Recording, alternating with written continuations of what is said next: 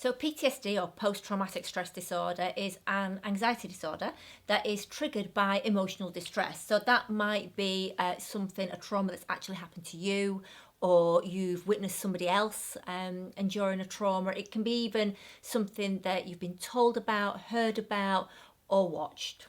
Yeah, we say it could even be watching a film, Yeah, can't absolutely. it? The symptoms of PTSD can happen immediately. They can happen within a week, sometimes within years, and it's known as delayed onset PTSD. And those symptoms come from the release of cortisol and adrenaline. Now, the reason that cortisol and adrenaline are released is because that is your primal fight or flight response, your primal protection response that is kicked in. It kicks in to try and protect you from that danger or a similar danger ever happening to you in your life.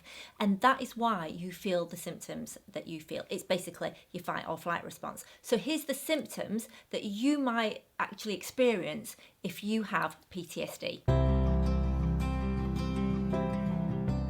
Intrusive thoughts, flashbacks, nightmares. Essentially, what's happening in those situations, certainly in relation to flashbacks and nightmares, is that because you've had a situation, you've seen something that you can't process. That's the key. You can't process the situation. So your brain keeps giving you flashbacks of what happened for you to make sense of it, but you'll never make sense of it because it's actually a nonsensical situation, and therefore it keeps showing you, and because you don't make sense of it with the flashbacks, it will then show you when you're asleep and give you nightmares.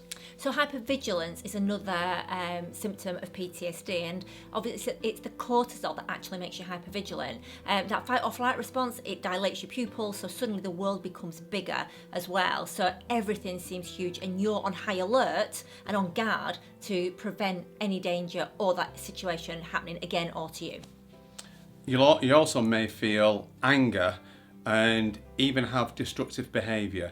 That's really such a build-up of frustration because you just want this to stop. You want these flashbacks to stop, the nightmares to stop, and you just feel frustrated. So you can go from 0 to 10 instantly. Yeah, and that's something that we hear about a lot, and it's really sad to hear that because particularly couples, the other partner who hasn't got PTSD is often at the other end of witnessing end of it, yeah. of that anger and you know, that real sort of build up of aggression in some occasions. And the thing is, like Nick said, it's not something that you do on purpose. It's just a reaction due to it's like I guess like a pressure cooker, and it eventually, you know, the pressure builds and it has to kind of push out and get rid of it and get rid of that tension. So another common symptom of PTSD is insomnia, with very disturbed sleep.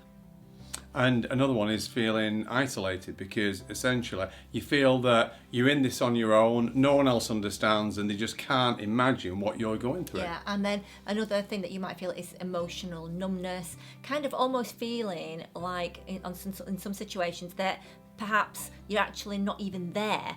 So yeah, some feelings of like emotional numbness and distancing from real situations is another symptom. You could also feel guilt or shame. I mean, certainly there is survivor's guilt for one thing. You know, if it was a situation where you should have been somewhere and someone else went instead, and as a result of that they suffered or even died, and therefore you feel guilty that it wasn't you, and shame that you just can't get over this. You know, especially if it was years ago, you just feel that you can't move on and you feel less of a person. PTSD can make your world feel like it's going smaller because quite often people with PTSD will start to avoid places, avoid people, avoid being in situations where they feel vulnerable or at threat.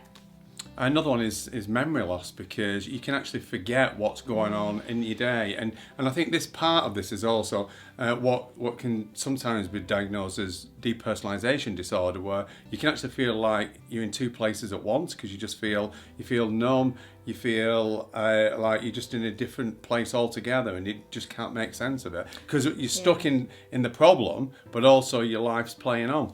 And finally, fears, anxieties, phobias even may be created as a consequence of PTSD. So if you want some more information about PTSD or certainly how you could try and overcome it, we do talk about this more in our book, Conquering Anxiety, which is available on Amazon. But also with therapy, you may want to inquire about therapy to help get over your issue. And if you want more information on PTSD, traumas, or any other anxiety disorders, just subscribe to our channel, because we upload films on a regular basis. And you know, it's one of those things, something might just click and you go, I've got it, and you can overcome it.